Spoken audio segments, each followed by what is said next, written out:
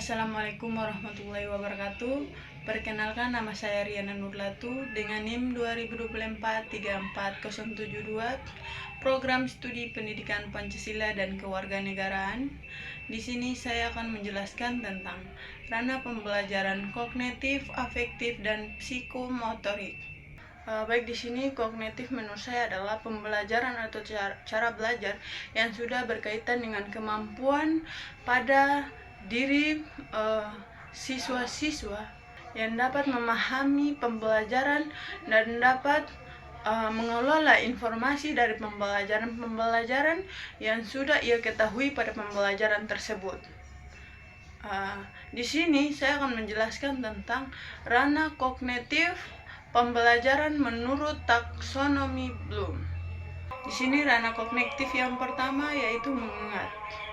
Mengingat adalah konsep belajar pada seorang siswa yang dapat mengingat pembelajaran yang sudah dijelaskan oleh seorang guru kepada seorang siswa.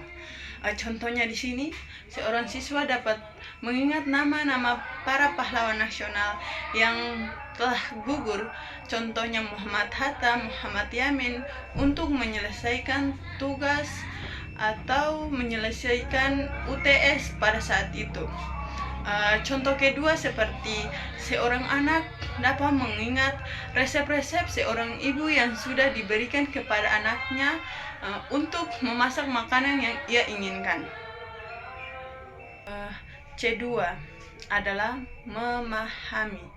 Memahami adalah konsep pembelajaran pada seorang siswa yang dapat menjelaskan makna informasi kepada orang lain. Contohnya di sini yaitu seorang siswa dapat menjelaskan simbol dilarang merokok dengan baik kepada orang lain, bagaimana merokok itu tidak baik untuk kesehatan pada orang lain. Juga dia bisa menjelaskan kepada orang itu secara tepat, teliti, dan secara baik kepada orang tersebut.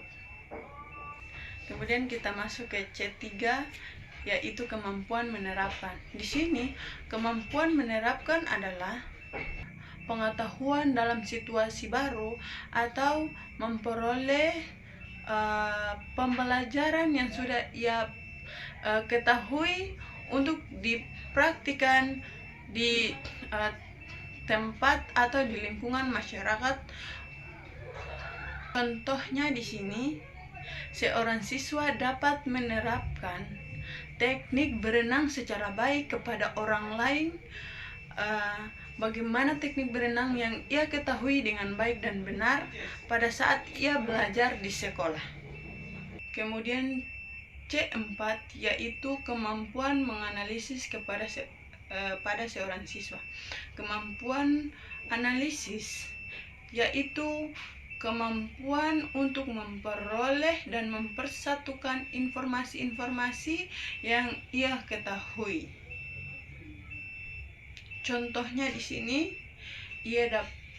apabila seorang siswa mau membeli HP, terdapat 2 HP, maka seorang siswa tersebut bisa membedakan antara 2 produk HP tersebut, dapat menganalisis dengan baik mana HP yang bisa digunakan dengan baik pada seorang siswa. Kemudian kita masuk ke ranah kognitif yang kelima, yaitu mengevaluasi. Mengevaluasi adalah kemampuan pada seorang siswa yang dapat mengkritik dan dapat membuat keputusan melalui bukti-bukti yang sudah ia kumpulkan.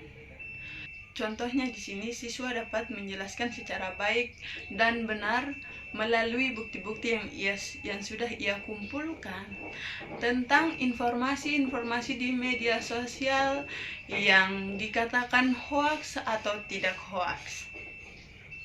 Kita masuk ke ranah kognitif yang keenam, yaitu C6, kemampuan menciptakan. Bagaimana sih seorang siswa dapat menciptakan sesuatu?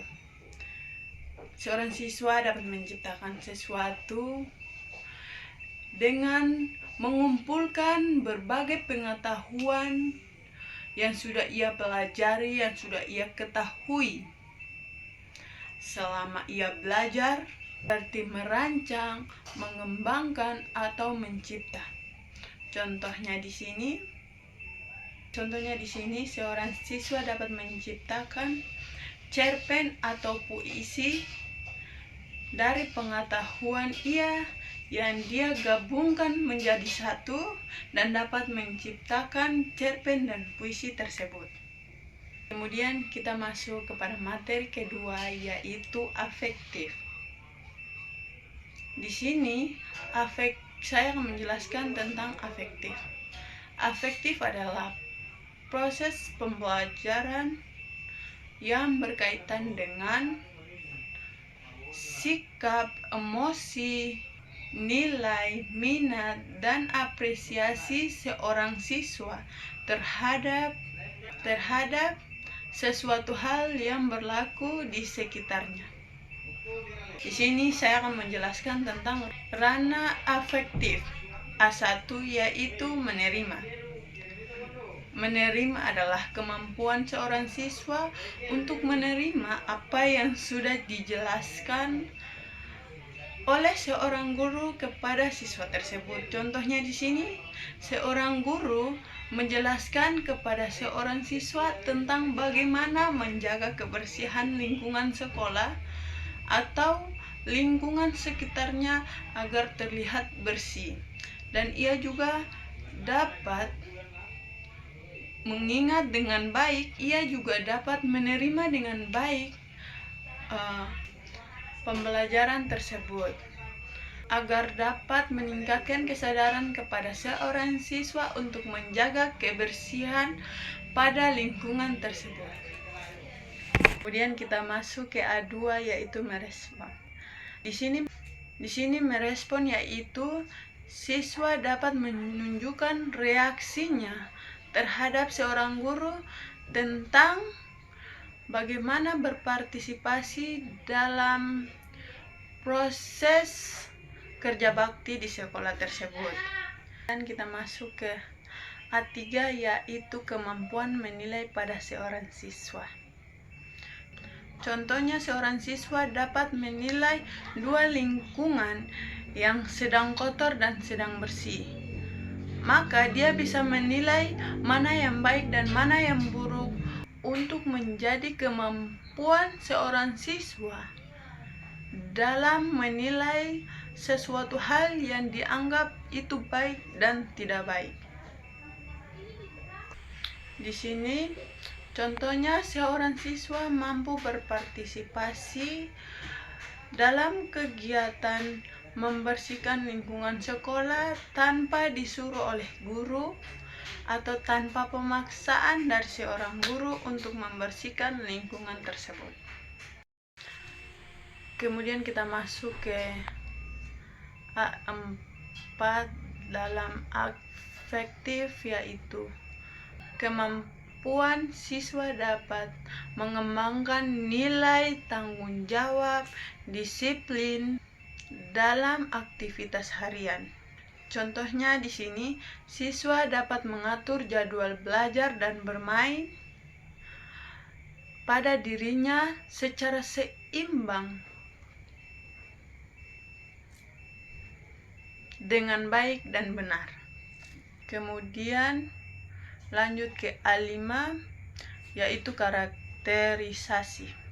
Karakterisasi adalah kemampuan seorang siswa dalam menunjukkan karakternya, sikap jujur dan sopan dalam setiap interaksinya. Kemudian saya akan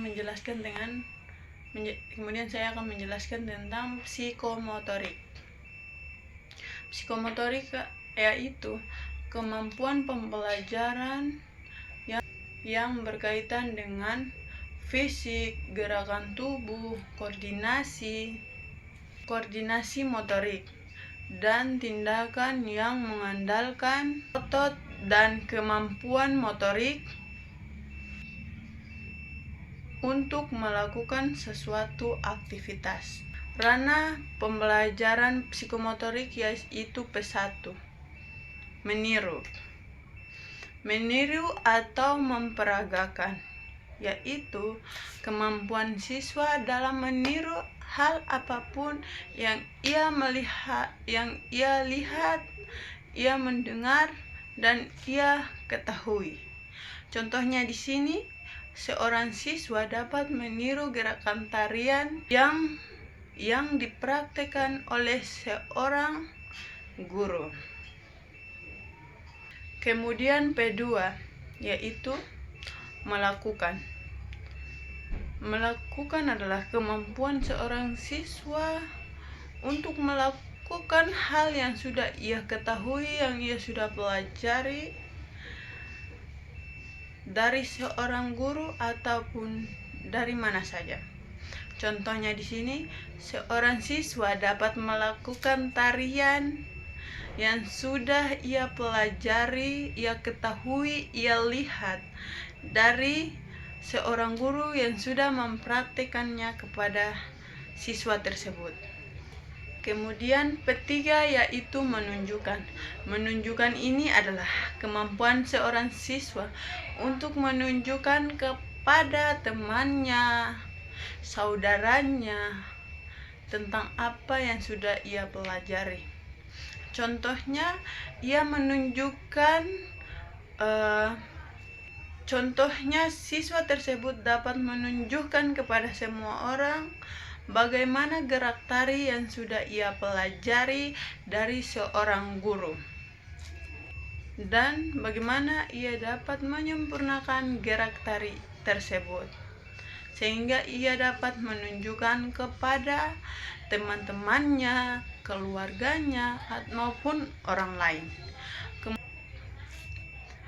P4 dalam ranah psikomotorik yaitu membangun dan mengembangkan. Contohnya di sini, siswa yang sudah mempelajari tarian tersebut, yang sudah ia ketahui dari seorang guru, maka dia akan dengan bijaksananya mengembangkan tarian itu dengan baik kepada orang lain, kepada siapapun itu.